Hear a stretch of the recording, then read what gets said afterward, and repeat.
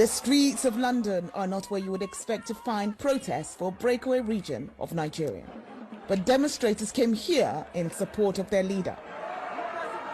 The voice of the indigenous people of Biafra, IPOB, a separatist movement that wants to break away from Nigeria, is this man, Nnamdi Kanu, a Nigerian British citizen who has been on the run since 2015. Kanu was arrested in June and extradited from Kenya back to Nigeria. It is part of a crackdown on growing calls for independence. Analysts say Kanu is just filling a vacuum left by multiple failures of government. The increasing popularity of these calls is a direct consequence of the failures of the Nigerian state, or more broadly speaking, even of the Nigerian project. The last time there were calls for independence in Nigeria, an estimated 1 to 3 million people died during the Biafran Civil War in 1967. But these calls are also being driven from outside Nigeria. This quiet London street is not exactly where you would expect to find the hub of a global network of pirate radio stations broadcasting their separatist agenda back into Nigeria.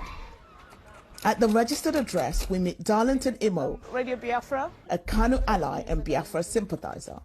Even with Kanu off the airwaves, his disciples remain committed to the cause. Do you think that Nnamdi's arrest, Mr. Kanu's arrest, means the end of the Biafran movement? Definitely not. If you kill one general, another general takes his place. Definitely not.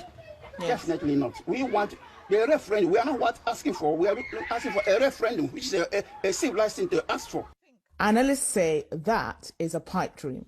Well, I think, first of all, the Nigerian government will be afraid to allow a referendum to happen. And the fact that it will be afraid to allow a referendum to happen shows just how deep the problem is.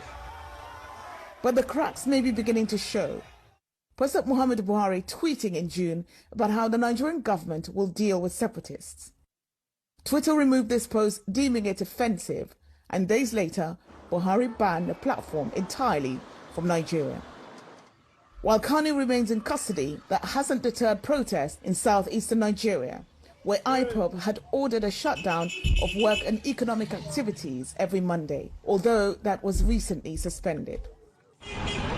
What seems clear is that the nation could be at an impasse. Worst case scenario, of course, is that before 2023, the country essentially de facto disintegrates.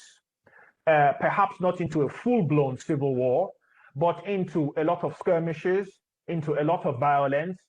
An already fractured nation can ill afford another conflict. So, Linda, there you have it. Those are the issues of the separatism facing the country right now. And of course, Nnamdi Kanu is a British citizen, and this is an issue that the British government is watching closely. They issued a statement after his arrest saying that they are seeking clarification from the Nigerian government about the circumstances of his arrest and detention. But the Nigerian government is resolute, telling CNN in a statement that Nigeria is indissoluble and indivisible. And they say that they will continue with their methods of detection and prevention of crimes against the internal security of the country. Linda. So Stephanie, the big question really is can the Nigerian government keep the country united by cracking down on this separatist group?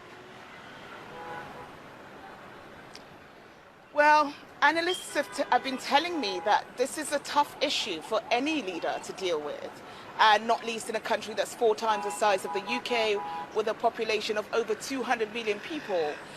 Nigerians always been divided, but seemingly so in recent years, and it's a country with very strong ethnic identities, and those ethnic identities are coming to fore more strongly than the national identity. So analysts are saying the leaders are caught between a rock and a hard place.